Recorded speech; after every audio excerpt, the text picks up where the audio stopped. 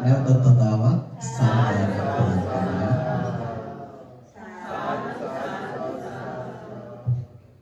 ධර්ම දේශනාව සඳහා වැඩම කරන්නේ අපගේ ගෞරවනීය නායක හඳුරන වහන්සේගෙන් අවසරයි. සදා බුද්ධ සම්පන්න කරුණික පින්වතුනි, මහදුරලියද්ද චිත්තවික සේනාසනයේ තුල ඒ මාසිකව පවත්වන ධර්ම දේශනාවයි අප මේ ආරම්භ කිරීමට සූදානම් වන්නේ. ඉතින් ඒ සඳහා අපි මේ මාසයේ ධර්ම දේශනාව සඳහා ආරාධනා කරන්න යෙදුනා. ඒ දහම් සෙවණ භාවනා මධ්‍යස්ථානාධිපති වැවුරු කන්නල අපගේ නම කියන්න අවසරයි. වැවුරු කන්නල සිරිධම්ම නායක ස්වාමීන් වහන්සේට අපි ආරාධනා කරන්න යෙදුනා. ඉතින් අපි දුරකථනය කරන ආරාධනාව බොහොම නිහතමානීව පිළිගෙන අප කෙරෙහි අනුකම්පාවෙන් මේ ස්ථානට වැඩ කරන්න යෙදුන අපගේ ගෞරවනීය නායක හඳුරන් වහන්සේ, අපගේ විහාරස්ථානීය ලොකු හඳුරන් වහන්සේ වෙනුණු වැඩ සිටින පූජනීය මහා සංඝරත්නය වෙනුවෙන් පළමු කොට নমස්කාර පූර්වකව පිළිගන්න අතර අපගේ පිඟතුණුත් උන්වහන්සේ පිළිගැනීමට සාදුකාරයක් දීලා උන්වහන්සේව මේ දේශනාව සඳහා හොඳයි මේ ධර්ම දේශනාව සඳහා දායකත්වය අද ධර්ම දේශනාව සඳහා දායකත්වයේ දරන්නට යෙදුනේ චන්ද්‍රිකා ලියනාරච්චි මහත්මිය. ඒ ජන්මදිනය නිමිත්තෙන් තමයි මේ ධර්ම දේශනාව සඳහා දායකත්වයේ දරන්නට යෙදුනේ. ඒ සඳහා තව දායකත්වයේ දරන්නට යෙදුනා MUG විජේරත්න චන්ද්‍රිකා ලියනාරච්චි මහත්මිය සහ ඒ විදේශගතව සිටින පුතණුවන් කසුන් ලක්සිත උදුකුපුර, ඒ වගේම දුව පියුමි සිතාරා බෑරණුවන් චාමල් සම්පත් යන අය තමයි මේ දායකත්වයේ දරන්නට යෙදුනේ. ඉතින් මේ දායකත්වයේ ආරම්භු අපගේ දේශකයන්න් වහන්සේ ධර්ම දේශනාවේ අවසානයේ ඔය පින්වතුන්ට පින් අනුමෝදන් කරට යෙදෙනවා ඇති. ඉතින් මේ වෙලාවේ අපගේ ගෞරවනීය අපගේ ස්වාමීන් වහන්සේට নমස්කාර පූර්වක ආරාධනා කරනවා. මෙතෙන් පටන් අපගේ අනුකම්පාවෙන් අපගේ දායක පින්වතුන්ට ඒ ධර්ම රසය බෙදා දෙන මේ ඉතාමත් ගෞරවනීය ආරාධනා කරනවා. අපේ පින්වතුන් සාදුකාරයක් පවත්වලා අපගේ දායකත්වය අද දින දායකත්වයේ දක්වන ඒ චන්ද්‍රිකා යනාරච්චි මහත්මිය ආරාධනා කරනවා. මෙතනට පූජා කරලා අපගේ දේශකයන්න් වහන්සේ සඳහා ධර්ම දේශනාවට ආරාධනා කරනවා. අනිත් සාදුකාරය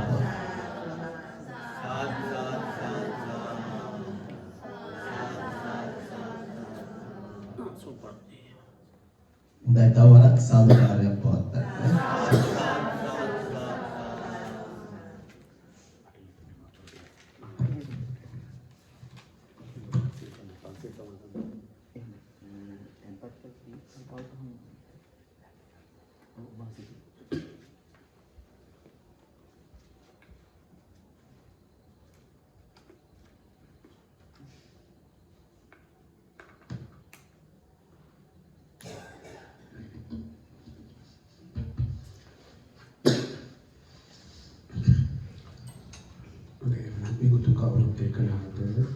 සාදු කියලා සාධනාවක් පවත්වනවා. පන්සිල් සමාදන් වෙන්නට নমස්කාරය කියන්නේ.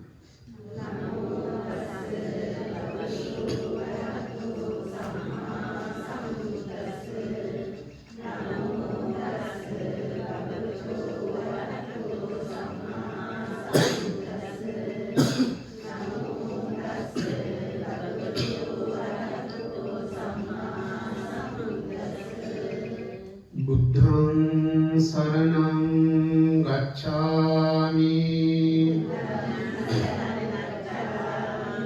ධම්මං සරණං ගච්ඡාමි සංඝං සරණං ගච්ඡාමි ဒုတိယံ පි බුද්ධං සරණං ගච්ඡාමි ဒုတိယံ පි ධම්මං සරණං ගච්ඡාමි ဒုတိယံ පි සංඝං සරණං ගච්ඡාමි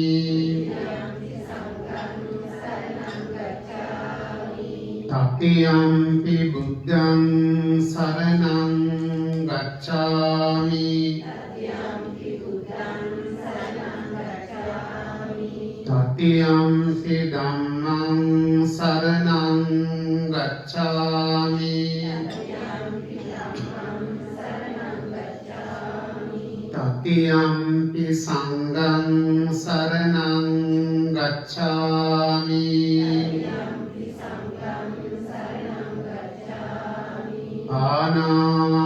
පාණාතිපාතා වේරමණී සික්ඛාපදං සමාදියාමි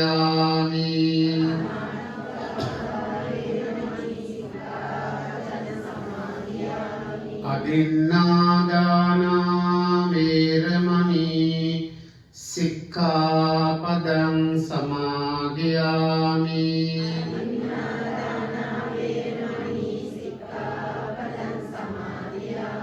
කාමේසු මිච්ඡාචාරා වේරමණී සික්ඛාපදං සමාදියාමි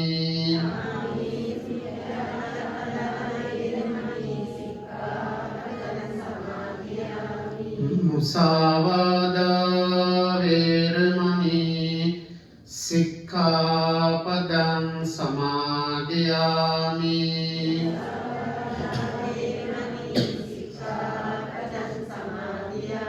සුරාමේරය මජ්ජපමාදට්ඨානා වේරමණී සික්ඛාපදං සමාදියාමි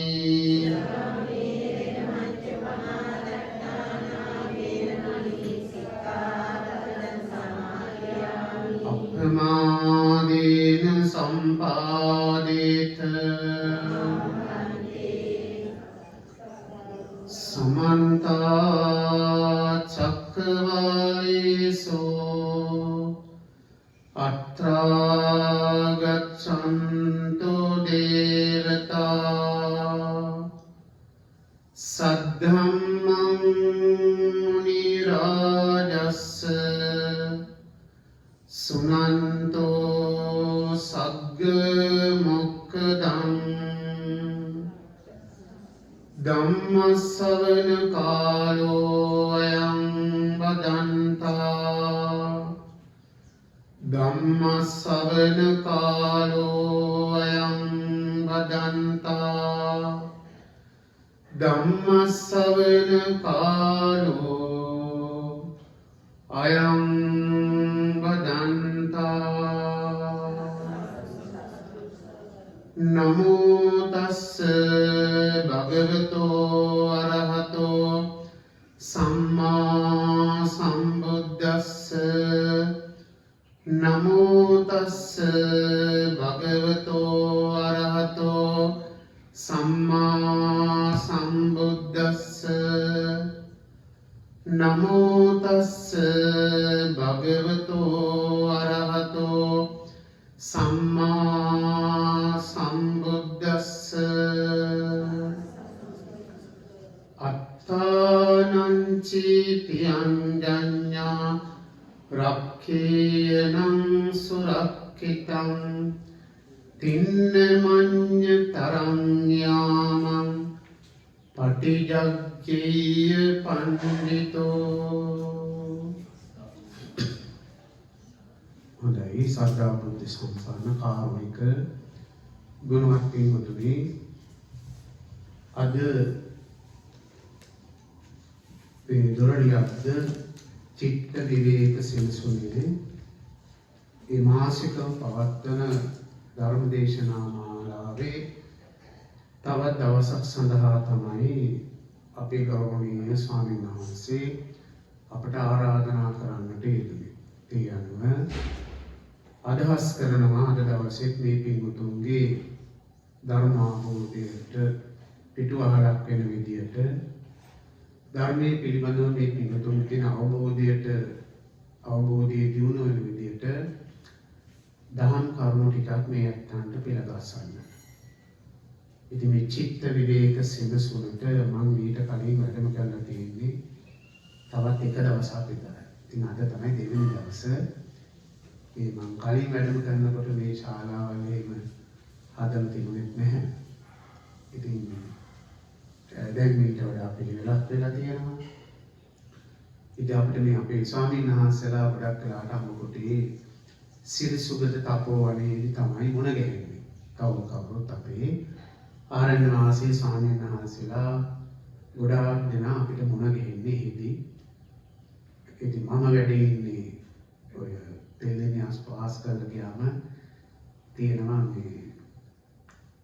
මේ චුට්ටක් උඩට යන නාරම්පණා පැත්තේ මේ නාරම්පණාවේ ඔරතොටහන්දිය කියලා ඔරතොටහන්දිය උඩට ගියාම මේ නාරම්පණාවේ උඩ තියෙන පුංචි ගමක් කුරුවන්ගේ මුදුන කියලා තියෙන තරම් ලස්සන පරිසරයක්. ඉතින් දහම්සේන භාවනා මධ්‍යස්ථානය බාරව කටයුතු කරන්නේ. ඉතින් අපේ ස්වාමීන් වහන්සේලා එතෙන්ටත් ඒ ආගමික දානමාන ආදී කටයුතු වලදී වැඩම කරලා අවශ්‍ය කරන මට ඕන කරන සහයෝගය උන්වහන්සේලා ඒ විදිහට දෙනවා. ඉතින් ඒ විදිහට අපි විතර මොන ගැහෙනවා. ඉතින් මොනවයි කියන පසුබිමත් එක්ක තමයි මට මේ ආරාධනාව කරන්න යෙදුනේ. අද දවසේ වැඩම කරලා බණ ටිකක් කියන්නට කියලා.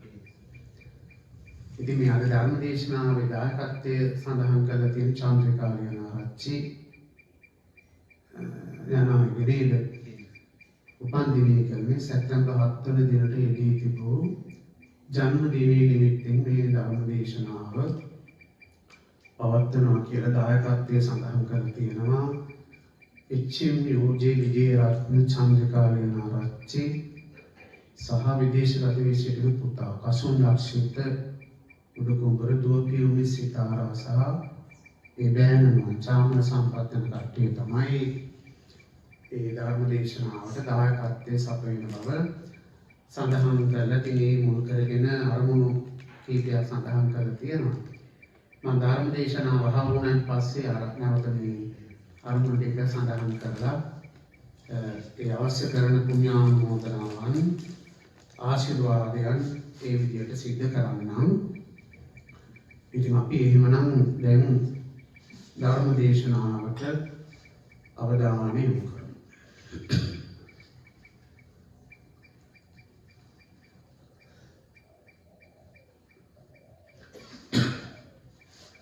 අද මේ පින්වතුන්ට ධර්ම දේශනාව විදිහට මම මාතෘකා විදිහට තෝරගත්තේ ධම්මපදයේ අත්ථවාක්‍ය පළවෙනි ගාථාව. ඒ ගාථාව තමයි මොකක්ද? අත්තානංචේ පියං යඤ්ඤා රක්ඛේයනම් සුරක්ඛිතං තින්න මඤ්ඤ තරං යාමං පටිජග්ගේ පඬිතෝ කියන ගාථාව මුල් කරගෙන මේ අත්තන්ට දහම් කරුණු ටිකක් පැහැදිලි කරලා දෙන්නට බුදුහාමුදුරුවෝ දේශනා කරපු බොහොම වටිනා අර්ථයක් මතු කරලා දෙන වටිනා ගාථාවක් තමයි ඔය ධම්මපදයේ අට්ඨවාක්‍ය පළවෙනි ගාථාව. මම ඔයත්තන්ට දේශනා කරන්නට මාතෘකාව විදිහට තෝරගත්තේ මේ ගාථාව. මේ ගාථාවෙන් පින්තුනි බුදුහාමුදුරුවෝ අපි අවධානයට ලක් කරන්නේ අත්තානංචේ පියං. ඒ කියන්නේ මෙතන මේ අත්ත කියන වචනේ යොදන්නේ තෙන්දි සම්මුතිය. බුදුරජාණන් වහන්සේ සම්මුති ධර්ම දේශනා සහ පරමාර්ථ දේශනා. ඒකට සම්මුතියදී උන්වහන්සේ දේශනා කරනවා යම් කෙනෙක් තමන්ට ආදරේ නම් තමන්ට ප්‍රිය නම්. මේ බොහොම සරල කරුණු ටිකක් මම ඔයත්තන්ට තීරුම් කරලා දෙන්නේ. එච්චර අමාරු ගැඹුරු බණක් නෙමෙයි. දැන් මෙතනින් අදහස් කරන්නේ මොකද්ද? තමන්ට ආදරේ නම් අපි අපිට ආදරේ නම් අත්තානංචේ පියං යඤ්ඤා රක්ඛේයනම් සුරක්ඛිතං. බුදුහාමුදුරුවෝ කියනවා ඔබ ඔබට ආදරේ නම් ඔබව රැක ගන්න කටයුතු කරන්න කියලා. අත්තානංචේ පියං යඤ්ඤා රක්ඛේයනම් සුරක්ඛිතං. හරිනේ තේරෙනවනේ නේ? ඔබ ඔබට ආදරේ නම් ඔබව රැක ගන්න කටයුතු කරන්න. හරි? ඊළඟට එන්නේ මොකද්ද? තින්න මඤ්ඤ තරං යාම පටිජග්ගේය පඬිතෝ. ඒ කියන්නේ හිතන්න මතන්න පුළුවන්කම තියෙන නොවැනැති. පඬිතේ කියන්නේ ළමක් ගැන හිතන්න පුළුවන්කම තියෙන පරිකල්පන ශක්තියක් තියෙන කෙනෙක් නම් එයා අනිවාර්යෙන් අවධානය යොමු කරන්නට ඕන තමන්ගේ ආරක්ෂාව, තමන්ගේ රැකවරණය සම්බන්ධයෙන්. මෙතන තින්න මඤ්ඤ තරඤ්ඤාමං කියලා කියන්නේ ජීවිතේ යාම තුනේදී බැරි නම් එක යාමයකදී හරි කියලා මේ කියන්නේ තින්න මඤ්ඤ තරඤ්ඤ. තමන්ගේ දැන් ජීවිතේ තුන් යාමය කියලා කියන්නේ මොකද්ද? බාල කාලය, තරුණ කාලය, මහලු කාලය කියලා අපේ ජීවිතේ ප්‍රධාන කොටස් තුනකට බෙදෙනවානේ. ඉතින් බුදුහාමුදුරුවෝ කියනවා යම් කෙනෙක් තමන්ට ආදරේ නම් තමන්ව රැක ගන්න කටයුතු කරන්න කියලා කියනවා. පුළුවන්කම තියෙනවා නම් මේ තුන් යාමයේ ජීවිතේ මේ අවදි තුනේදීම කටයුතු කරන්න කියලා කියනවා. මොනවටද? තමන්ව රැක ගන්න. පුංචි කාලේදී පුරාණ ගොඩක් හොඳයි. පුංචි කාලේ ඉඳලම දැන් සමහර දරුවෝ ඉන්නවා අපේ ස්ථාන ඇසුරු කරගෙන. ඒගොල්ලෝ පුංචි කාලේ ඉඳලම ලොකු උත්සාහයක් උනන්දුවක් දක්වනවා බණ දහම් ඉගෙන ගන්නට. සමහර වෙලාවට මේ අද ඉන්න වැඩිහිටියන්ටත් වඩා ඒගොල්ලන්ට යම් පමණක අවබෝධයක් තියෙනවා. යමක් තේරුම් ගන්න පුළුවන්කම තියෙනවා. විතර බණ දහම් අහනවා, එයනු කටයුතු කරනවා අන්නේ විදියට. ඒකට පුළුවන්කම තියෙනවා නම් යම් කෙනෙක් පුංචි කාලේ ඉඳලම තමන්ගේ රැකවරණය සඳහා කටයුතු කරගන්න පුළුවන් නම් බොහොම වටිනවා. යම් විදිහකට පොඩි කාලේ බැරි වුණාම හරි තරුණ කාලේදී යොමු වෙනවා ගොඩක් හොඳයි. මොකද තරුණ කාලේ තමයි අපි ජීවිත ගොඩාක් වෙලාවට වැරදි පැතිවලට යොමු වෙන්නේ නේද? එතකොට අපි දකින දේ තමයි එහෙම වැරදි පැතිවලට යොමු වුණාන් පස්සේ ඒ වැරදි මාර්ගවල ගිහිල්ලා ජීවිතේ වරද්දගෙන දුක් පීඩා විඳලා ජීවිතේ අවුල් කරගෙන වෙන්න ඔක්කොම උනන් පස්සේ තමයි සමහරවිට ඒගොල්ලන්ට ආපහු බණ දහම් පන්සල් මතක් වෙන්නේ. ඒකත් හොඳයි. එහෙනම් ඒකත් හොඳයි. මේ ඔක්කොටම වඩා හොඳයි ඒවා වෙන්න කලින්. නේද? ජීවිතේ වල්මත් වෙන්න කලින්ම තරුණ වයසේ මුල් කාලේ වගේ ඒගොල්ලා මේ බණ දහම් පැත්තට ආධ්‍යාත්මික දියුණුවක පැත්තට යොමු වෙනවා නම් වටිනවා. ඒකයි කියන්නේ තරුණ කාලේ. හැබැයි ඒ තරුණ කාලෙත් බැරි වුණාට අඩුම වශයෙන් මැදි වයස අර ගන්න හොඳටම වයසට ගිහිලා හරි කමක් නැහැ. නේද? කමක් නැහැ.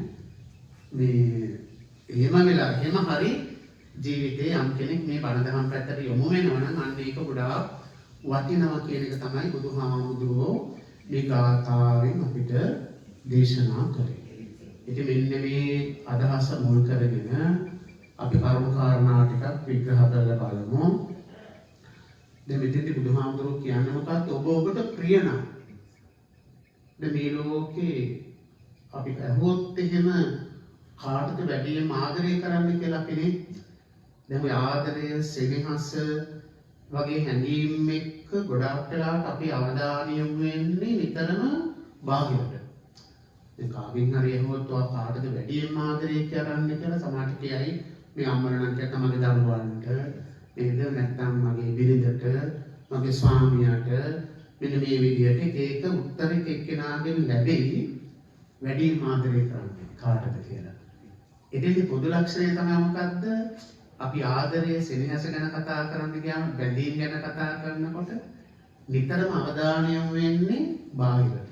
හැබැයි බුදුදහම තුළදී බුදුහාමුදුරුවෝ අපිට විශේෂයෙන්ම ප්‍රියජාතක සූත්‍රය ආදී සූත්‍ර දේශනාවලදී බුදුහාමුදුරුවෝ කරුණු කාරණා සහිතවම ඔප්පු කරලා දෙනවා. අපි ආදරය සම්බන්ධයෙන් මොන විදියට බාහිරට අවධානය යොමු කරාට ඇත්තටම නම් අපි වැඩිම ආදරේ කාටද? තමන්ටමයි. අපි අපිටමයි ආදරේ. ඔව්. අපි මම අරයට ආදරේ මෙයාට ආදරේ කියලා කියන්නෙම ඇයි ඒ කියන්නේ? එහෙම කියන්නේ හේතුව තමයි සමහර පුද්ගලයෝ ඒ කියන්නේ අපේ සිත පිනවන ස්වභාවයක් නේද? පිය රූපං සාත රූපං කියලා. අපිට ප්‍රියමනාප අරමුණු විදියට ඉන්න සමහරට අපිට අපේ දරුවා ගොඩාක් අපව පිනවන නිසා අපි කියන අපේ දරුවට ආදරේ කියලා. ඒක ඔන්න වගේ ඒක තුළ බැඳීම් නැති වෙනවා. ඒ බැඳීම් එක දිගින් දිගට ජීවිතේ ගත වෙනවා. ඉතින් මම ඒක ගැඹුරින් විග්‍රහ කරන්න කාලය ගත කරන්නේ නැහැ. හැබැයි මතක තියාගන්න අපි වැඩිම ආදරේ කාටද? අපිට. තමන්ටම තමයි. ඒක නිසා තමයි බුදුහාමුදුරුවෝ සඳහන් කරන්නේ එහෙමනම් මොකද්ද කරන්න කියලා කියන්නේ. ඔබව රැක ගන්න කටයුතු කරන්න කියලා. නාස්ති කරගන්න එපා කියලා. ඉතින් මේ රැකවරණයේ ආරක්ෂාව ගැන කතා කරනකොට පින්වතුනි මම ඔයත්තන්ට ඒ වටපිටාවේ කරුණු ටිකක් පැහැදිලි කරලා දෙන්නම්. දැන් ආරක්ෂාව රැකවරණය ගැන කතා කරනකොට මූලික මාතෘකා දෙකක් ගැන මූලික කාරණා දෙකක් පිළිබඳව අපට අවධානය යොමු කරන්නට වෙනවා. බුද්ධිමත් මිනිසෙක් නම් ජීවිතය ගැන හොඳට කල්පනා කරලා බලන මිනිසෙක් නම් එයා තමන්ගේ ආරක්ෂාව රැකවරණය ගැන අවධානය යොමු කරනකොට අනිවාර්යෙන් කාරණා දෙකක් මාතෘකා දෙකක් ඔස්සේ මෙන්න මේ ආරක්ෂාව රැකවරණය පිළිබඳ අවධානය යොමු කරන්න ඕන. ඒ ප්‍රධාන කාරණා දෙක තමයි මොකද්ද? භෞතික රැකවරණය සහ ආධ්‍යාත්මික රැකවරණය. එතකොට මොළයක් තියෙන යමක්කමක් හිතන්න පුළුවන්කම තියෙන මිනිසෙක් නම් එයාට ආදරේ නම් එයාට තමන්ගේ අවධානයක් තියෙනවා නම් අනිවාර්යෙන් අවධානය යොමු කරන්න මොන විදියටද? භෞතිකයක් තමන්ගේ භෞතික රැකවරණය පිළිබඳව අවධානය යොමු කරන්නට ඕන. ඒ වගේම එයා ආධ්‍යාත්මික රැකවරණය සඳහා අවධානය යොමු කරන්නට ඕන. එතකොට මොකක්ද මේ භෞතික රැකවරණය කියලා කියන්නේ? භෞතික රැකවරණය කියන්නේ සාමාන්‍ය පරිබාහිර අපිට ඇඟට දැනෙන බාහිරින් ලැබෙන ආරක්ෂාව. මේක මූලික මාතෘකා තුනක් යටතේ අපිට පැහැදිලි කරන්න පුළුවන්කම තියෙනවා. භෞතික රැකවරණය ගැන කතා කරනකොට එකක් තමයි පුද්ගලයෙකුට මේ මනුස්ස ලෝකේ ජීවත් වෙනවා නම් අනිවාර්යෙන් යාට හිතන්න සිද්ධ වෙනවා මොනවා ගැනද? යාට කරදරයක් නැති, කරදර අවම වූ, පීඩාවන් අවම වූ ජීවිතයක් ගත කරන්නට නම් අනිවාර්යෙන් යාට යාගේ අවධානය යොමු කරන්න වෙනවා තමන්ගේ ආර්ථික තත්ත්වය පිළිබඳව. එහෙම නැද්ද? ආර්ථික රැකවරණය. එහෙනම් පළවෙනි දේ තමයි මේ භෞතික රැකවරණය පිළිබඳව අවධානය යොමු කරනකොට සාකච්ඡා කරනකොට අපි අවධානය යොමු කරගත යුතු පළවෙනිම කාරණය තමයි මොකද්ද? පුද්ගලයෙකුට තියෙන්න ඕන ආර්ථිකමය රැකවරණය. මොකද පිටුතුනේ මනුස්ස ලෝකේ අපි ඉන්නේ මනුස්ස ලෝකේ. දැන් මේකේ මේ මනුස්ස ලෝකේ අපිට කිසිම දෙයක් පුළුවන් මේ ප්‍රාර්ථනා කරලා ලබා ගන්න පුළුවන් දේවල් තියෙනවද? නෑ. අපි ගොඩක් කාලේ මේ මොන වතුර බින්දුවේ ඉඳලා මූල්‍යමය වටිනකම තියෙන බිල ගෙවන්න ඕන. නේද? අපිට බිල් ගෙවන්න බැරි වුණොත් ඊළඟ මාසෙට වතුර නැති වෙනවා. ඉලෙක්ට්‍රිසිටි බිල් එක ගෙවන්න ඕන. තව දහසක් දේවල්. මේක ගිහි පැවිදි දෙපාර්ශ්වයටම සාමාන්‍යයෙන් නාගරික ග්‍රාමවාසී ජීවිතයක් ගත කරන ස්වාමීන් වහන්සේලාට මේ ප්‍රශ්නේ මේ විදිහටම බලපානවා. ඒකට අපි ගිහි පැවිදි අපි දෙකොල්ලන්ටම එක පැත්තකින් තියෙනවා මොකද්ද? ආර්ථිකමය වශයෙන් රැකවරණයක් තියෙන්නට ඕන. ආර්ථිකමය රැකවරණයක් නැති වුණොත් එහෙනම් මිනිසුන්ගේ ජීවිත ඒගොල්ලන්ට විලෝ වශයෙන් බරපතල ප්‍රශ්න වලට ඒගොල්ලන්ට මොකද බුදුහාමුදුරුවෝ දේශනා කරානේ මේ ආර්ථික රැකවරණ ඇති කරගන්නේ කොහොමද කියලා. ওই ද්විතීය සම්පදා සූත්‍රයේ ව්‍යක්තපජ්ජ සූත්‍රවලදී බුදුහාමුදුරුවෝ බොහෝම පැහැදිලිව දේශනා කරනවා තමන්ගේ ආර්ථික ශක්තිය ගොඩනගාගන්නේ කොහොමද? උත්තාන සම්පදා, ආරක්ෂක සම්පදා, සමජීවී කතා ওই විදිහට එක එක කරුණු කාරණා ඔස්සේ බුදුහාමුදුරුවෝ දේශනා කරනවා යම් කෙනෙක් තමන්ගේ ආර්ථිකය ගොඩනගාගන්නේ කොහොමද? ගොඩනගාගත් ආර්ථිකය රැකගන්නේ කොහොමද? ඒ ආර්ථිකය ආය දැනගෙන වියදම් කරන්නේ කොහොමද කියන කාරණා. ඒ හින්දා මතක තියාගන්න බුද්ධිමත් මිනිස්සෙක් නම් එයා අනිවාර්යෙන් අවධානය යොමු කරන්න ඕන පළවෙනිම කාරණය තමයි තමන්ගේ මෙලෝ ජීවිතය සම්බන්ධයෙන් නම් එයාට ආර්ථිකමය රැකවරණයක් තියෙන්නට ඕන. භෞතික රැකවරණය පිළිබඳව කතා කරනකොට ඊළඟට අපි අවධානය යොමු කරන්නට ඕන කාරණය තමයි මොකක්ද? පුද්ගලයාට තියෙන්නට ඕන දේශපාලනමය වශයෙන් රැකවරණයක් තියෙන්නට ඕන. බුදුහාමුදුරුවෝ දේශපාලනය සම්බන්ධයෙන් ඔය චක්කවර්ති සීහනාද සූත්‍රයේදී බුදුහාම වැනි සූත්‍ර දේශනා වලදී බුදුහාමුදුරුවෝ බොහෝම පැහැදිලිව දේශනා කරලා තියෙනවා ධර්මානුකූල දේශපාලනයක් පිළිබඳව. එතකොට මිනිස්සුෙකුට තියෙන්නට ඕන දේශපාලනමය වශයෙන් රැකවරණයක්. එයි මම කියන්නේ දේශපාලන රැකවරණය අපිට අහිමි වුණොත් එහෙම ඒ රටවල් මෙලෝ වශයෙන්ම තනිකර අපායක් බවට එහෙම රටවල් ඔයත් දන්නවා. දැන් ඊයේ පෙරේදා නේපාලේ අපි බෞද්ධ රටක් වුණාට නේද? නේපාලේ දේශපාලනීය වශයෙන් දවස් මම දන්නේ දැන් තත්ත්වය කොහොමද කියලා බරපතල අරාජික මට්ටමකට පත් වුණා. ඒක මේ මිනිස්සු දැන් අපේ රටේ එහෙම වෙන්නම කියලා කොහොම හරි බේරුණා නේ. බේරගත්තා. බේරුණා. ඒක එසේ මෙසේ වැඩක් නෙවෙයි.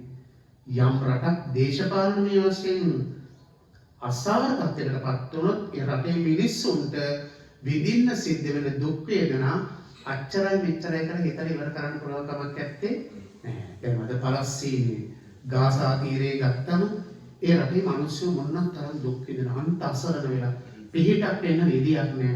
එක්සත් ජාතීන්ගේ සංවිධානයේ පිහිට වෙන්න විදියක් නෑ. ලෝක සෞඛ්‍ය සංවිධානයේ WHO ගේ චෙයාර්මන් ඒ සභාවකේ ඇඬුවා මේ මෑතක කතාවක් කරලා. ඒ පලස්තීන දරුවෝ විඳින දුක් ගැන. දරුවෝ මැරෙනවා දවස් ගණන්.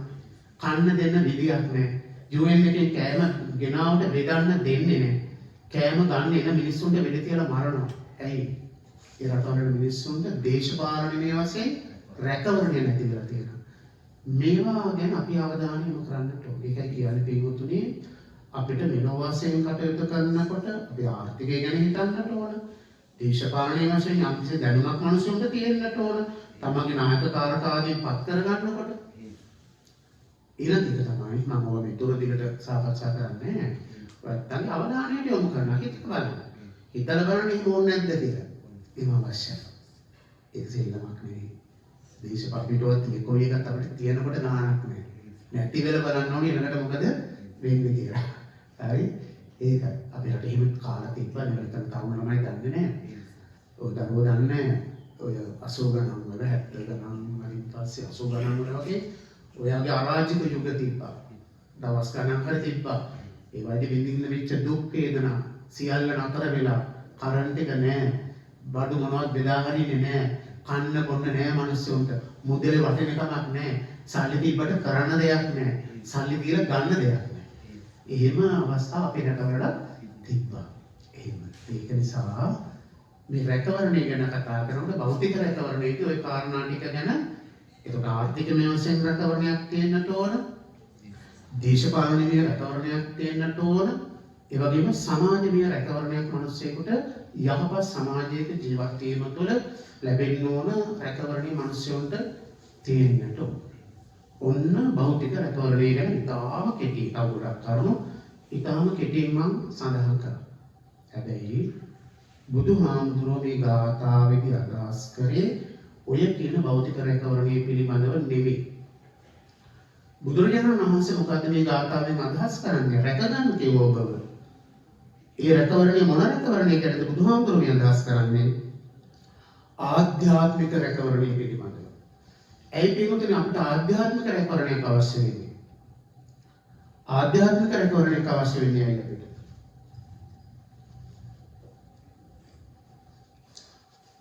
ආධ්‍යාත්මික රැකවරණයක් අවශ්‍ය වෙන්නේ අපේ ජීවිත පිටුතුනේ මොන වෙලාවේ කොයි විදියට කොතෙන්දී අපේ ජීවිත අවසන් වේද කෙලවර වේද කියලා අපි කාටවත් කියන්න පුළුවන් කමක් නැත්තේ නැහැ. අනිම මරණයටපත් වුණොත් එහෙම කොයි සක්වල කොයි ලෝකෙ උපදින්න වේද කියලා එහෙම තහවුරුවක් කියන්න පුළුවන්ද? කියන්න බැයිද? ඔව්. එහෙම හැබැයි කාට හරි උත්තර දෙන්න පුළුවන්කම තිබෙන සතුටුයි. නෑ අපිට නම් පුළුවන් අපිට නම් බය නැතුව කියන්න පුළුවන්. අපි නම් මරුණාට පස්සේ නේද? එහෙම කියන්න පුළුවන් නම් හොඳයි. හරිද? අපි මනස දියුණු කරන්නේ මේ මට්ටමට තමයි අපි දියුණු කරන්න උත්සාහ ගන්න. හැබැයි සාමාන්‍ය මට්ටමක් යටදී අපි ගොඩක් මිනිස්සුන්ට තහවුරුවක් නෑ මරුණායින් පස්සේ මොන කොයි ලෝකෙක උපදින්න වේද කියලා. අන්න ඒක තුළ බරපතල අනාරක්ෂිත භාවයක් නිර්මාණය වෙනවා. අපේ බුදුහාමුදුරුවෝ අපිට කියලා දෙනවා පින්වතුනි. බුදුරජාණන් වහන්සේ දේශනා කරනවා පැහැදිලි කරනවා මේ එක පුද්ගලයෙක්ගේ සසර ගමන ආත්ම භාවයෙන් ආත්ම භාවයට ආත්ම භාවයෙන් ආත්ම භාවයට බලාගෙන යනකොට බුදු කෙනෙකුට පුළුවන්කම තියෙනවා. බුදු කෙනෙකුට පුළුවන්කම තියෙන ඉතා වේගෙන් යම් කෙනෙක්ගේ ජීවිත ආත්ම භාවයෙන් ආත්ම බලාගෙන යන්න. අනේ ඉතින් බුදුහාමුදුරුවෝ සඳහන් කරන්නේ මොකද්ද? එහෙම යම් කෙනෙක්ගේ ආත්ම භාවයන් බලාගෙන යනකොට ඒ බුද්ධ කාර්යය අහවර වෙනවා කියලා කියනවා. ඒත් ඒ සත්‍ය තාම සසරේ එයාගේ පැවැත්මේ කොනක් හොයන්න බෑ. මේ කියන්නේ කවුරු ගැනද? අපි කියන්නේ. අපි කාගේ. එහෙනම් පිටුදින අපි කවුරුත් මේ වගේ ඉමක් කොනක් පරක්තරක් පේන්නේ නැති මහා දුර ගමන ගෙවාගෙන දැන් යම් විරාමයක් ලබනවා මනුස්ස ලෝකෙක අඩු ගන්න බණ ටිකක් අහන්න පුළුවන් වෙන අපි කරපු ලොකු පිනක විපාකයක් විදියට අපිට පුළුවන්කම ලැබිලා තියෙනවා. හින්දා මෙන්න මේ කෙලවරක් නැති සසර ගමන ගැන තමයි බුදුහාමුදුරුවෝ සඳහන් කරන්නේ. මේ කෙලවරක් නැති සසර ගමනේ පින්වතුනි බුදුහාමුදුරුවෝ දේශනා කරන්නේ මේ ඇස්වලින් වැටිච්ච කඳුළු මහා සාගරයේ ජලයේ පරද්දන්න තරම් මේ ඇස්වලින් කඳුළු හැරලා තියෙනවා කියලා. ඒ වගේම බුදුහාමුදුරුවෝ සඳහන් කරනවා මේ අතපය කැපිලා බෙලි කැපිලා ගලාගෙන ගිය රුධිරය බුදුහාමුදුරුවෝ සඳහන් කරන්නේ කොහොමද? මහා සාගරයේ ජලයට වඩා රුධිරය හෙළලා තියෙනවා කියලා. ඒ වගේම බුදුහාමුදුරුවෝ සඳහන් කරනවා කෙලවරක් නැති සසර ගමනේ මහා මේරු පර්වතේ හොලවන්නට තරම් අපි සුසුම් හෙළලා තියෙනවා කියලා. මේවා කියනකොට මේවා දේශනා කරනකොට කෙනෙකුට හිතෙන්න පුළුවන් මේවා අතිශෝක්තියද කියලා. නෑ පිටුතුනි. මේවා පැහැදිලි බුද්ධ වචන.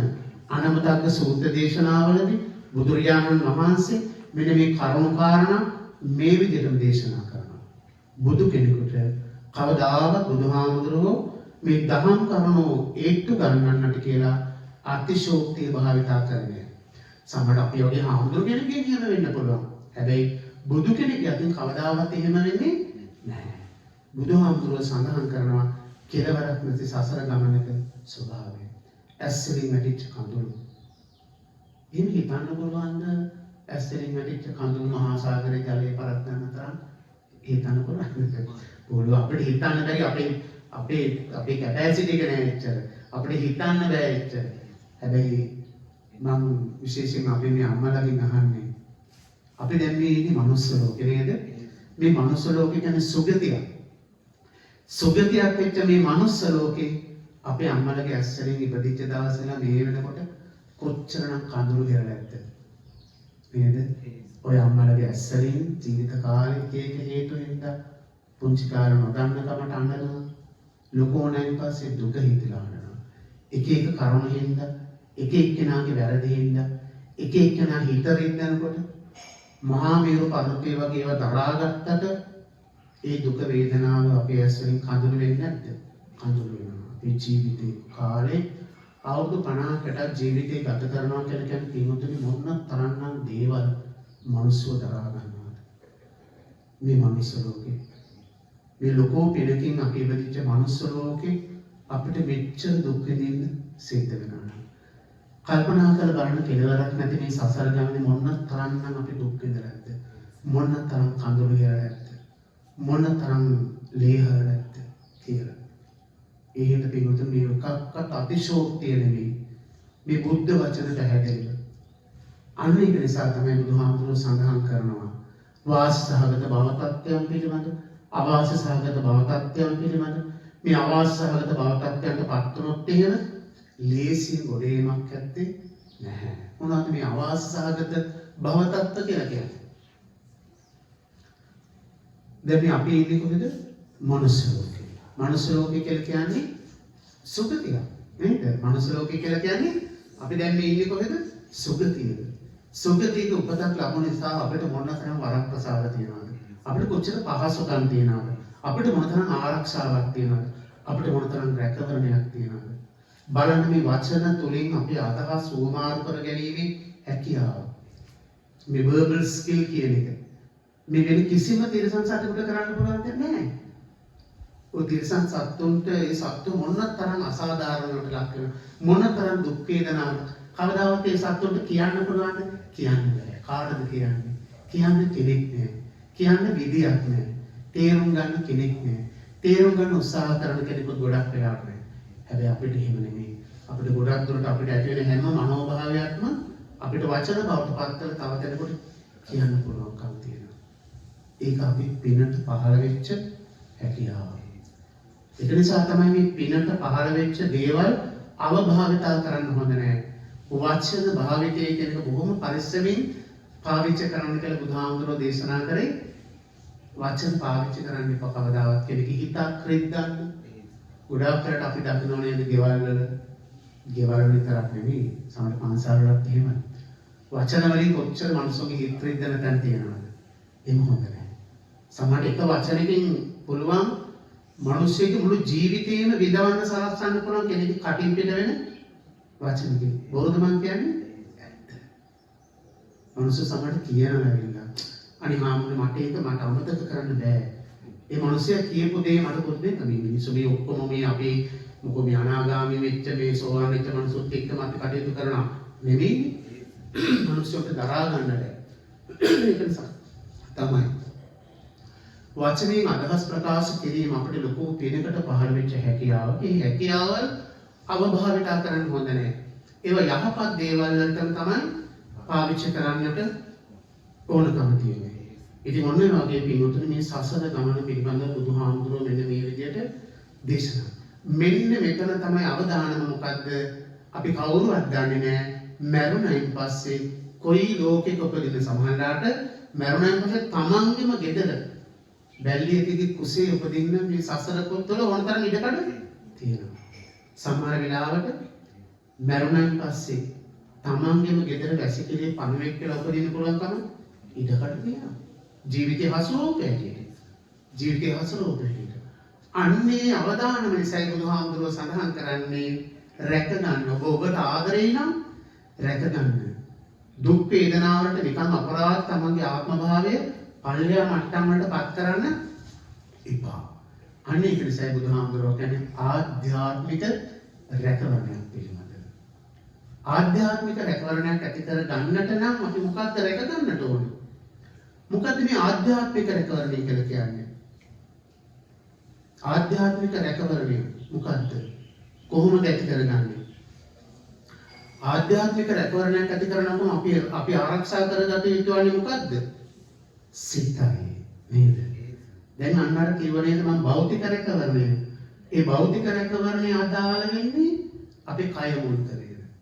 කය සහ ඊට අදාළ දේවල් වල ආරක්ෂාව රැකවරණය. හැබැයි ඒ ඔක්කොම අදාළ වෙන්නේ මෙලෝ ජීවිතේට විතරයි. කොයි වෙලේ හරි අපේ මෙලෝ ජීවිතේ මෙතනින් කෙලවර වුණොත් එහෙම අපේ හුස්ම ටික ගියොත් එහෙම එතනින් එහාට ඔය කියපු එක රැකවරණයක්වත් අදාළ වෙන්නේ නැහැ. ඊට පස්සේ තියෙන එකම රැකවරණය තමයි මොකද්ද? අපේ හිතට අපි රැකවරණයක් හදාගත්තා නම් හිතට ආරක්ෂාවක් හදාගත්තා නම් අන්නේ ආරක්ෂාව විතරමයි අපිට තියෙන්නේ. හිතට රැකවරණයක් කොහොමද අපි හදාගන්නේ? හිතට තියෙන රැකවරණය මොකද්ද?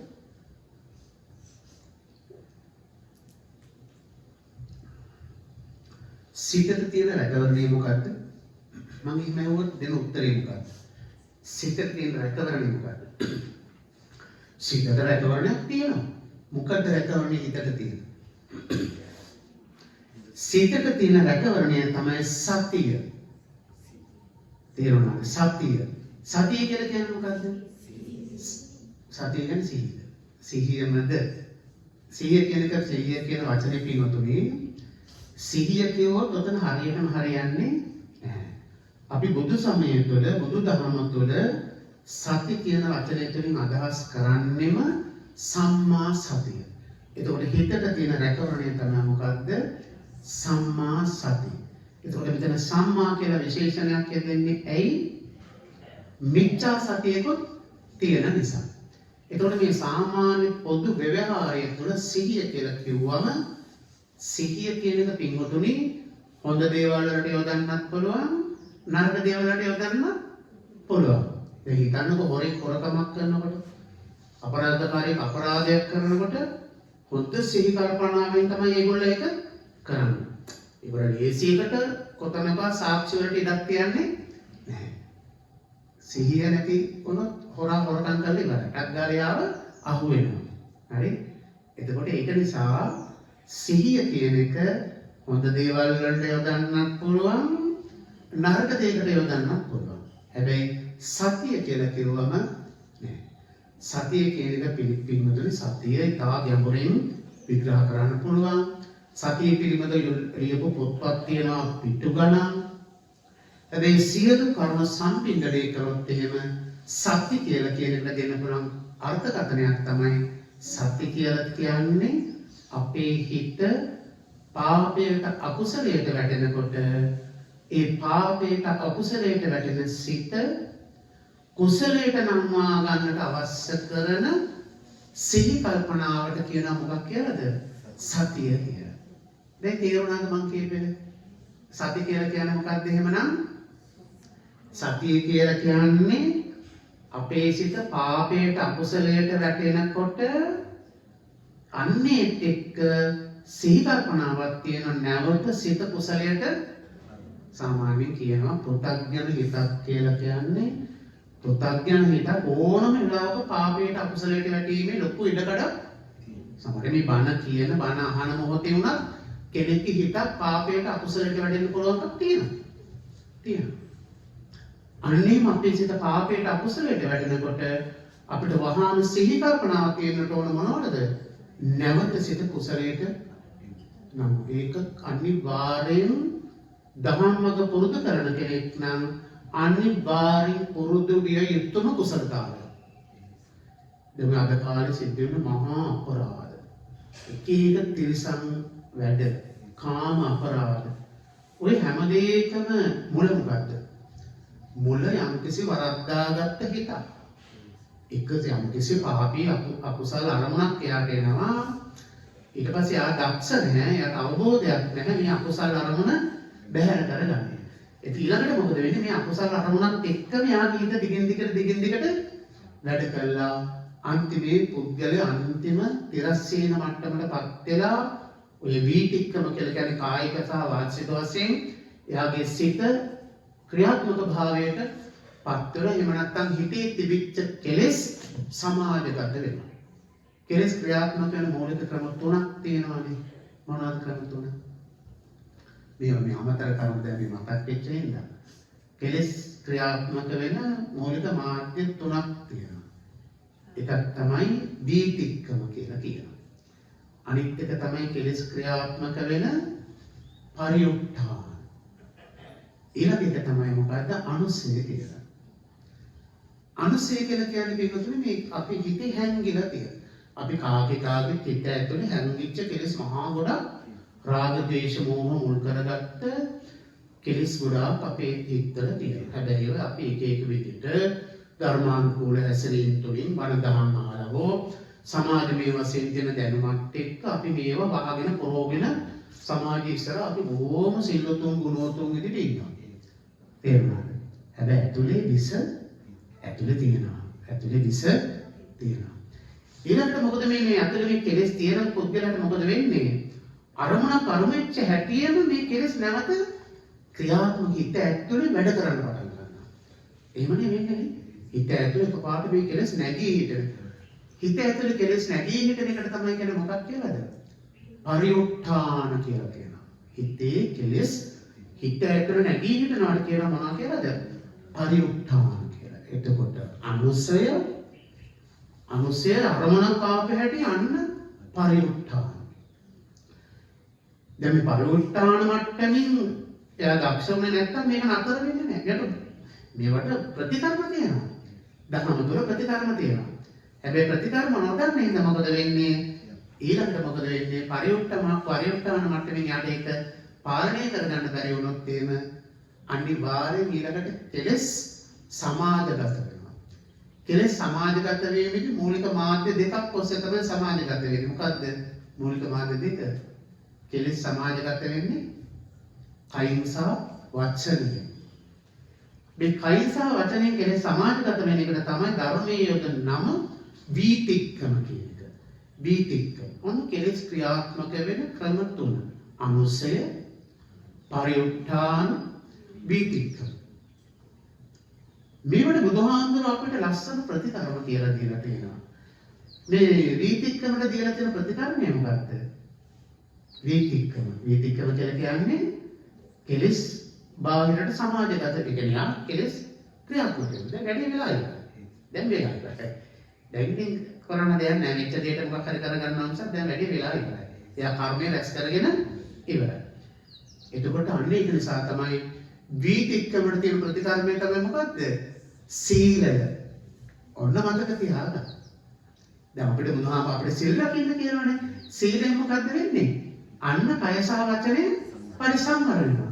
එතකොට ඇතුලේ කොච්චර වැඩ කරත් ඇතුලේ හොගාලා වැඩ කරන හැබැයි සමාධිගත වෙන්නේ නැහැ. එතකොට පුද්ගලයා සහ සමාධිය රැකිලා තියෙනවා.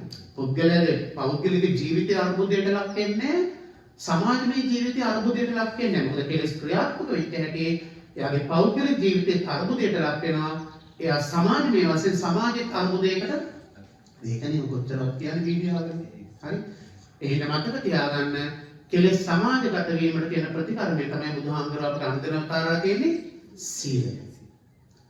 එතකොට මේ හිතේ දඟලන එකට මොකද කරන්නේ? කෙලෙස් මේක ඇතුලේ වැඩ කරනවානේ ඕකාර. ඒක නෝද කරන්නේ. ඒකට ප්‍රතිකර්මයක් තියෙනවා. ඒකට තමයි ඒකට තියෙන ප්‍රතිකර්ම තමයි මොකක්ද? මොකද? අන්න හරි සමාධිය. හරි? එතකොට යම්ම හරි මේ උත්තරය. ඇතුලේ වැඩ කරන එකට තියෙන ප්‍රතිකර්මය තමයි මොකද්ද? සමාධිය. සම්මා සමාධිය. ඒ කියන්නේ කුසල ධර්මනේ නිරන්තරයෙන් කුසල ධර්මන බහුලව සිටේ වඩනවා නම් ඒ වගේ හිතක අර එකපාරට තිරසම් කෙලෙස් එකපාරට මතුවෙන්නේ නෑ. යාගේ හිත තුළ බොහෝ දුරට සමාහිත බවක් තියෙනවා. හරි? ඒතකොට එකපාරට කෙලෙස් නැගී හිටින ස්වභාවයක් ඇත්තේ නැහැ. හැබැයි එතකොට එහෙනම් මතකයි මම කියන්නේ. එතකොට පරිඋත්ථානයේ ප්‍රතිකර්මය තමයි මොකද්ද? සමාධිය. වීතික්කමට ප්‍රතිකර්මය තමයි මොකද්ද? සීලය. අනුසයට. ඇතුලේ තියෙනවනේ විස. ඇතුලේ විස තියෙනවා. ඇතුලේ විස තියාගෙන තමයි අපි කවුරුත් නේද? hina වෙන්නේ නේද? එන්නේ. ඒකට මොකද කරන්නේ? මොකද්ද? ප්‍රඥාව නෙමෙයි අනුසයට තියෙන ප්‍රතිකර්මය තමයි විදර්ශනාව. අන්න විදර්ශනාව ඔස්සේ තමයි අපිට අනුසය ප්‍රහාණය කරගන්න පුළුවන්කම ඒ ප්‍රඥාව අවශ්‍යයි. ප්‍රඥාව දියුණු කරගත්ත ප්‍රඥාවෙන් විදර්ශනා වැඩිම තුළින් තමයි විදර්ශනා වඩනවා කියලා කියන්නේ මේ සෑම අරමුණක් පාසාම අනිත්‍ය විදියට දකිනකොට අන්න යාගේ හිත. එතකොට ඊට පස්සේ යාට කෙලෙස් ඇති වෙන්න හේතුවක් නැහැ. මොකද යා සියලු අරමුණු ස්කෑන් කරලා හොඳටම දැකලා තියෙනවා. එයා හොඳටම දැකලා තියෙනවා එහි අනිත්‍යභාවයේ හිස්තව හොඳටම එහෙනම් යාගේ හිත යාට ආපහු කෙලෙස් ඇති වෙන්න හේතුවක් ඇත්තේ හරි ලස්සන වැඩසටහනක්. හරි ලස්සන වැඩ පිළිවෙලක්. ප්‍රශ්නේ තියෙන අපේ මිනිස්සු මේවයින් ප්‍රයෝජන ගන්නෙ නැති එක. නිකන් වටේ පිටේ තියෙන ඒවා කාල් ගගා එක ඒවා කර සාදු කී ඉන්නවා මිසක් මේ ඇතුළට එන්නේ නැහැ. මේ අවබෝධය ලබන්න කටයුතු කරන්නේ නැහැ. ඒ මට්ටමට එනවනම් මේක හරි සුන්දර දහමක්. ලස්සන ගමනක්. සුන්දර ගමනක් යන්න තියෙනවා. තේරුණාද? මම දැන් මේ කතා කරන මාතෘකාව මොකද්ද?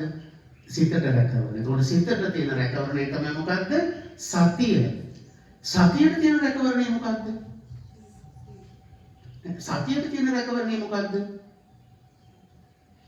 දැන් ඔය කියන ටික මම අමතක කරගන්න එපා.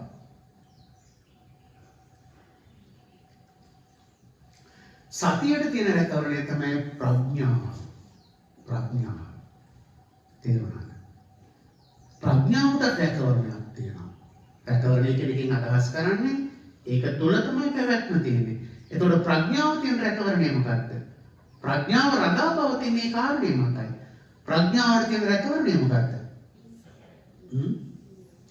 ප්‍රඥාවට තියෙන රැකවරණය තමයි නුවණින් විමසීම. හොඳට මතක තියාගන්න. ලියාගන්න පුළුවන් නම් ලියාගන්න.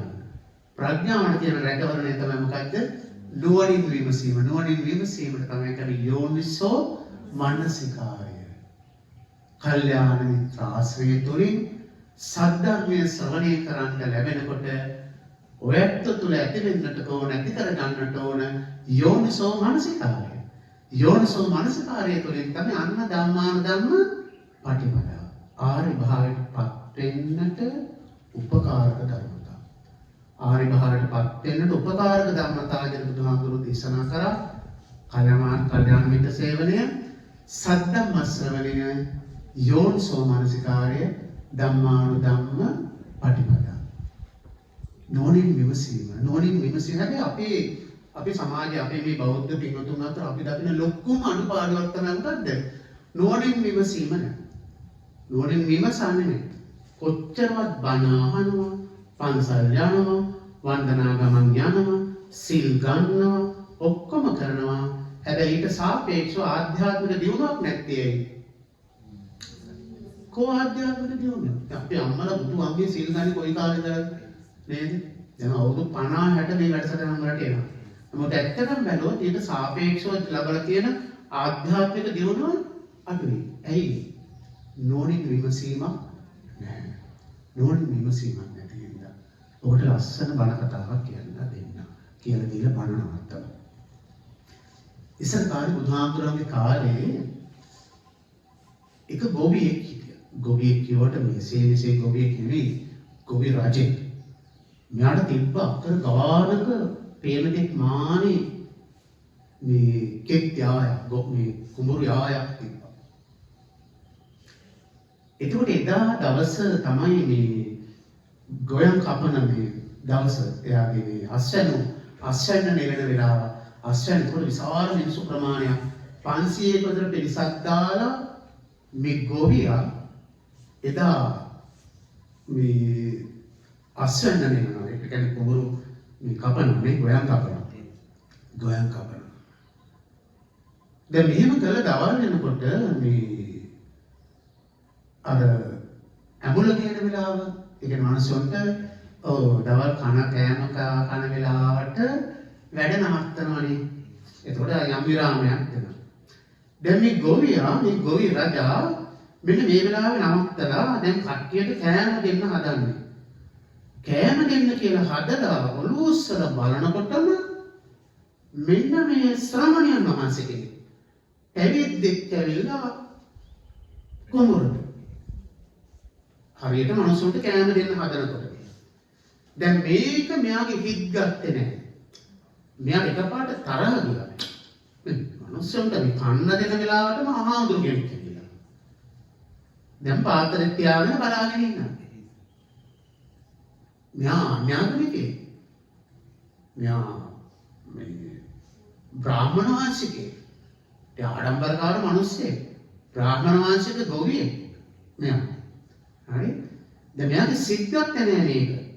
දැන් මේ හාමුදුරුවෝ පාත්‍රෙත් තියාගෙන බලාගෙන ඉන්නවා. කවුද ඒ වැඩම කරලා තියෙන්නේ? බුදුරජාණන් වහන්සේ. බුදුරජාණන් වහන්සේ තමයි මේ වැඩම කරේ. බුදුහාමුදුරුවෝ දානයක් හොයාගෙන ආපු ගමනක් නෙමෙයි. මේ මිනිස්යාට අනුකම්පා කරන්නට මේ ගෝවි රජා මේ ගෝවියා කවුද? ඔයගොල්ලෝ දන්නවද? කස්සී භාරද්වාජ. කස්සී භාරද්වාජට පිහිට වෙන්න තමයි බුදුහාමුදුරුවෝ මේ වැඩම කළේ. කස්සී භාරද්වාජ බැලුවා මේ කවුද? අඳුරන්නේ නැහැ. අඳුරගත්තේ නැහැ. මේ එකපාරට කිව්වා ඇයි මේ අපි කන්නේ බොන්නේ අපි මේ කටයුතු කරන්නේ ගොඩක් වෙහෙස මහන්සි වෙලා. අපි කුඹුරු කරන මේවා හාල් ගොඩක් මේ වෙනින් වෙහෙස මහන්සි වෙනවා. වෙහෙස මහන්සි වෙලා හරි හම්බ කරලා තමයි අපි කන්නේ බොන්නේ. බලන්නකො ඔබ දිහා. ඔබගේ හොඳට අතපය තියෙනවා. හොඳට අතපය තියෙනවා. හොඳ ශරීරය තාම තරුණ වයසේ. ඕක ගැලපෙන්නේ නැහැ. ඔබත් මහන්සි වෙලා ගොවිතැන් කරන්න කිව්වා. ගොවිතැන් කරලා හම්බ කරන්න කිව්වා. හම්බ කරලා කන්න පොරොදෙක් කියලා කිව්වා. කාටද කියන්නේ? බුදුහාමුදුරන්ට කියන්නේ. බුදුහාමුදුරෝ මේ ආදියා බොහොම කරුණාවෙන් බලලා කිව්වා ඔය ඇත්ත. ඔබගේ කතාව ඇත්ත හරියටම හරි. ඔබ ගොඩාක් මහන්සියලා තමයි කටයුතු කරන්නේ. ගොඩාක් මහන්සියලා ගොවිතැන් කරන්නේ.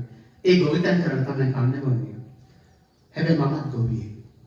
මම ගොවිතැනක් කරනවා. මම ගොවිතැනක් කරලා තමයි මමත් මගේ දාන ටික හදා සරි කරගන්නේ.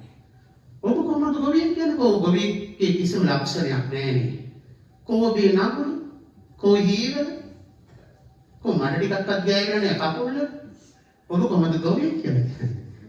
අන්නේ වෙලාවේ තමයි බුදුහාමුදුරුවෝ ලස්සන ගාථා ටිකකින් ලස්සන අදහසක් මම මේක ඉතින් ගාථා ටික ඔක්කොම කියන්නේ නැහැ. සද්ධා බීජං තපෝ විත්ති. පඤ්ඤාමේ යුග නංගලං කියලා ලස්සන දාන. සද්ධා බීජං බුදුරජාණන් වහන්සේ සඳහන් කරනවා දේශනා කරනවා. ඔව් බ්‍රාහ්මණය මම තපෝරු ගොවිතැනක් කරන්නේ. මම ගොවිතැනක් කරනවා. මගේ ගොවිතැනේ මං වපුරන්නේ මොනවද? සද්ධාව නැමැති බීජ. සද්ධාව නැමැති බීජ මම මගේ කුඹුරේ වපුරනවා. ඒ වගේම තමයි තපස් නැමැති වැස්ස වස්සනවා මගේ කුඹුරට. සද්ධාව නැමැති බීජ වපුරලා තපෝ වට්ටි. තපස කියන්නේ සීලය. සීලය නැමැති වැස්ස වස්සනවා මගේ කුඹුරට. සීල නැමැති වැස්සෙන් තමයි මේ සද්ධාව නැමැති බීජ පැලෙන්නේ. පඤ්ඤාමේ යුග නංගන. ප්‍රඥාව නැමැති නඟුලෙන් තමයි මගේ කුඹුරම හාන්නේ. ප්‍රඥාව නැමැති නඟුලෙන් බලන්න මොන තරම් ලස්සන අදහසක්ද කියලා. සද්ධාව නැමැති බීජ වපුරලා තපස නැමැති සීලය නැමැති වැස්ස වස්සනවා. සීලය නැමැති වැස්ස වස්සලා ප්‍රඥාව නැමැති නඟුලෙන්ම හානවා. හාලා මේ අපූර්ව ගොවිතැන කරලා මං ඉතාම වටින අස්වැන්නක් ගත්තා. මම ගත්ත අස්වැන්න තමයි මොකද්ද? ඒ අමාමා නිවන. ඒ අමාමා නිවන කියන උත්තරීතර අස්වැන්න මම ගත්තා කියලා. හැබැයි මේ කසී බහරද්දාජ එයා අන්‍යාගමික කෙනෙක්, බ්‍රාහ්මණ වංශිකයෙක්, ආඩම්බරකාර මිනිහෙක්. හැබැයි මෙයාට තිබුණ හොඳ කුසලතාවක් නුවණින් විමසීම. එයා කල්පනා කරා මේ හරි අපූර්ව අදහසක්. කවදාවත් අහපු නැති අදහසක්. ඇත්තනේ. ඒ දැනත්ත අපූර්ව ගොවිතැනක් කරන්නේ.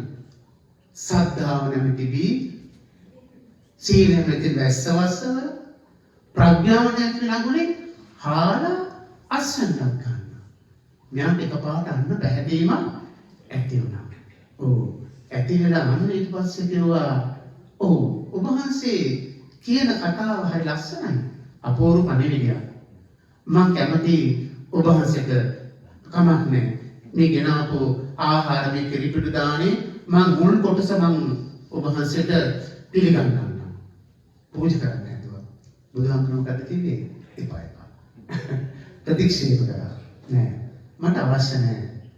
මේ ගාත කියලා ඔබගේ හිත පහදවාගෙන ගන්න දානේ මට ඇති වැඩ. එහෙම මට දානේ අවශ්‍ය නෑ. මම බුදු කෙනෙක්. මම ඔබේ දානය බලාගෙන ආවත් නෙවෙයි. මට දානය අවශ්‍ය වෙන්නේ නැහැ කිව්වා. මෙයා නැවතත් කියනවා මම ඔබ වහන්සේට කියලා මේක වෙන් කරේ. මම දැන් මේක මට ආපහු කාටවත් දෙන්නත් බෑ. එහෙමනම් මම මොකද්ද මේ දානට කරන්නේ? කිව්වන්න දැන් ඒ ආරමහා සංඝරත්නය පහළ වෙනකොට ඔබට පුළුවන් ඕනනම් මහා සංඝරත්නයට දන් දෙන්න පුළුවන්කම තියෙනවා.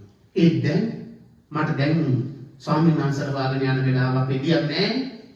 මොකද්ද කරන්නේ මේ දානෙට? එහෙනම් ඔය දානෙට ගිහින් දාන්නකෝ ගලාගෙන යන වතුර පාර. එහෙම නැත්නම් සත්තු නැති තනකොළ නැති බිමකට දාන්න කියලා කිව්වා. එතනින් ගලාගෙන යනවා දොළ පාර. කසී බාරද්දාජ මේ කිරිමරු ටික අරගෙන ගිහිල්ලා ඒ දොළ පාරට දානවත් එක්ක මොකක්ද උනේ?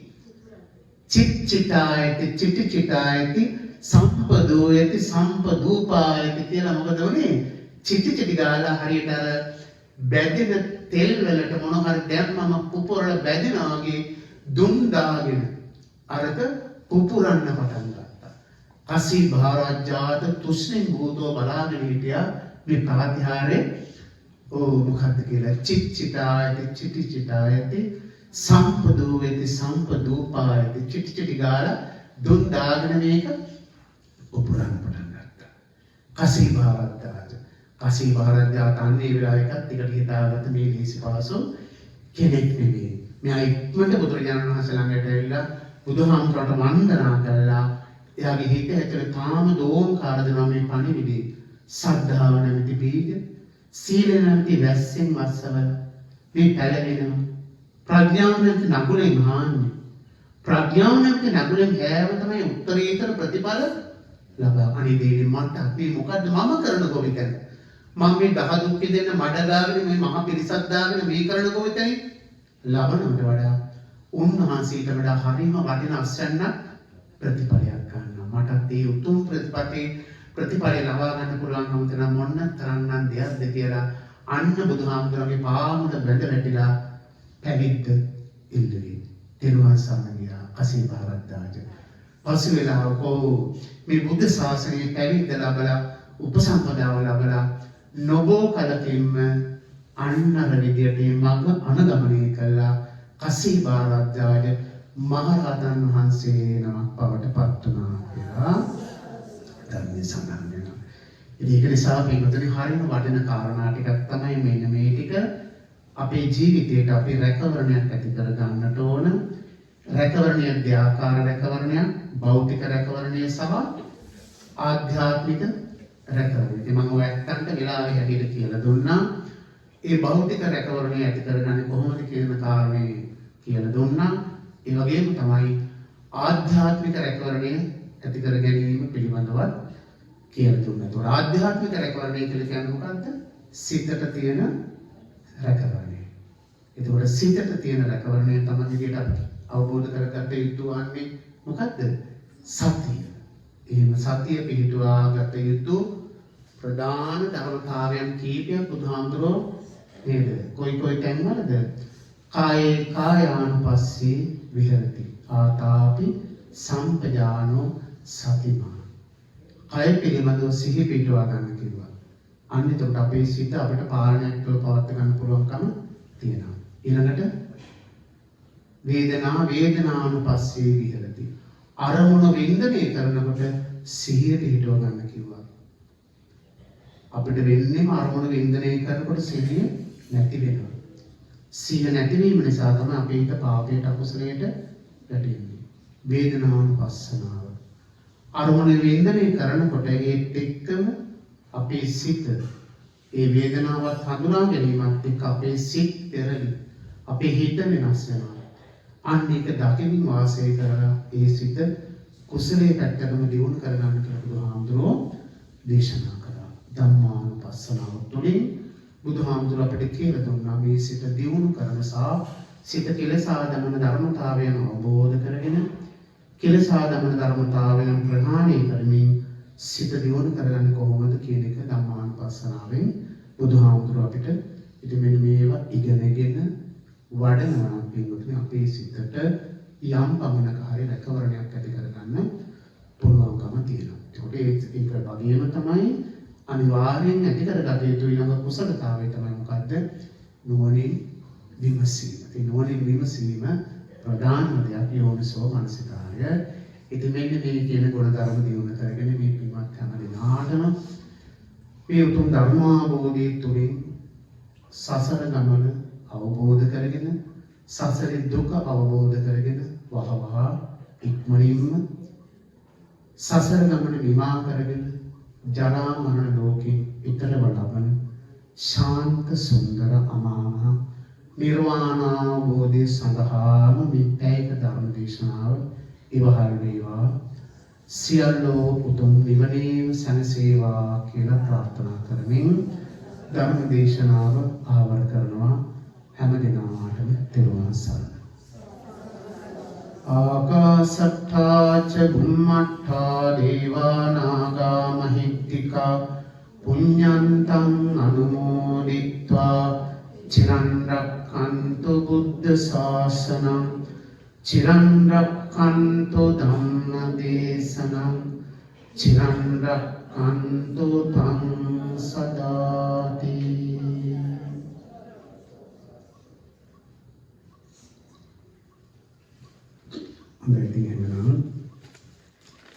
අද මේ ධර්ම දේශනාව සඳහා දායකත්වයේ දරලා තියෙන අපේ HMUG විජේරත්න මහත්මයා, ඒ වගේම චන්ද්‍රිකා ලියනාරච්චි ඒ සහ විදේශගතව සිටින පුතා කසුන් ලක්ෂිත උඩුකුඹුර දුව පියුමි සිතාරා සහ චාමර සම්පත් කියන බෑනා ඒ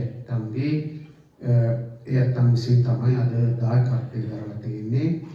ඉතින් මූලික අරමුණු සඳහන් කරනවා පවුලේ සැමටම නිදුක් නිරෝගී දීර්ඝායුෂ ප්‍රාර්ථනා කරන බවත් ඒ වගේම මේ පරලෝකයන් කියදුණු ඒ පියාණන් දෙදෙනාට පින් අනුමෝදන් කිරීම සහ ජීවත්ව සිටින මෑණියන් දෙදෙනාට නිදුක් නිරෝගී සුවපත් භාවය ප්‍රාර්ථනා කරන බවත් ඥාති විද්වතුන් ඇතුළු ධර්ම දේශනා ශ්‍රවණය කරන්ට සියලුම පින්වතුන්ට නිදුක් නිරෝගී සුවපත් භාවය දීර්ඝායුෂත් ප්‍රාර්ථනා කරන බව සඳහන් කරලා තියෙනවා.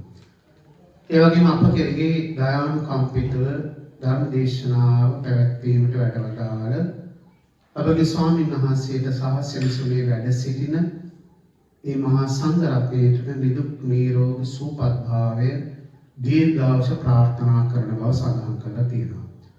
අවසාන වශයෙන් ඔබ හැම දිනාටම සසර දුකින් ඈතර ලබන චතුරාර්ය සත්‍ය ධර්මය අවබෝධ වී උතුම් නිර්වාණ අවබෝධය සඳහාම මේ පුණ්‍ය ශක්තියෙන් හේතු වාසනා වේවා අනුමෝදන් වේවා කියලා සඳහන් කරලා තියෙනවා. ඉතින් එහෙමනම් ඒ ආරම්භ කරපු සියලුම ආරමුණු යාකාරයෙන්ම ඉස්ස සිද්ධ වෙන්නට මේ අත්පත් කරගන්න යුතු පුණ්‍ය ශක්තියෙන් කුසල ශක්තියෙන් හේතු වාසනා වේවා සියලු උතුම් නිවනේ සැනසේවා කියලා අපි නැවත ආශිර්වාද කරනවා.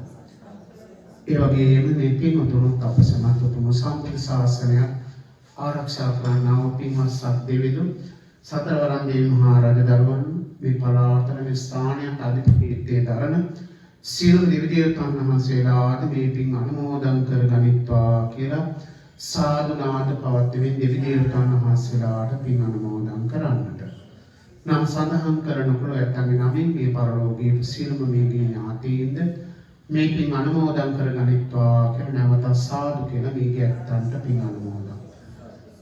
එහෙමනම් ඉතින් ධර්ම ශ්‍රවණලාභී මේ පින්වත් හැම දිනාටම සිත ශාන්තියක් යහපතක් වේවා නිදුක් නිරෝගී සුවපත් භාවයෙන් වේවා සියලු උතුම් නිවනේ සැනසේවා කියලා ප්‍රාර්ථනා කරමින් සංඝ රත්නය වෙලින් අපි ආශිර්වාද කරනවා.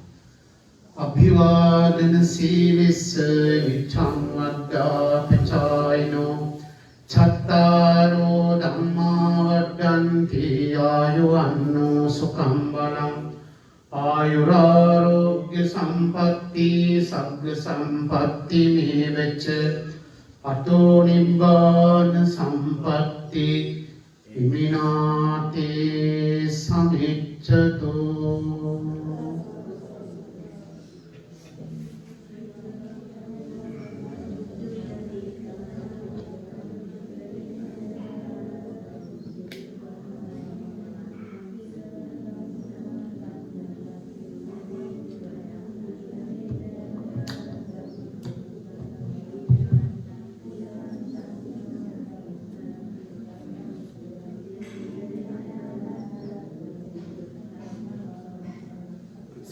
සුපත් වේවා උතුම් නිවනින් සැනසේවා ධර්මාබෝධයේ සැනසෙල්ල උදා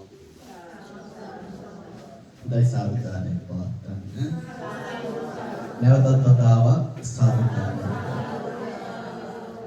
හොඳයි මෙතෙක් වෙලා අප කෙරෙහි අනුකම්පාවෙන් ඊ타මාත්ම වටිනා වූ දහම් කාරණා රසක් පහදවා දෙමින් ඒ ලෞකික ලෝකෝත්තර කියන ධර්මතා දෙකම අපිට මනාකොට පැහැදිලි දෙමින් වටිනා ධර්ම දේශනාවක් පැවැත්වූ අපගේ ඒ නාරම්පණාව දහම් සෙවන භාවනා මධ්‍යස්ථානාධිපති ඒ නම කියන්ට අවසරයි වැවුරු කන්නල සිරිදම් අපගේ නායක සාමෙන්ද්‍රයන් වහන්සේට අපි බෙහෙවින්ම පුණ්‍යානුමෝදනා කරනවා.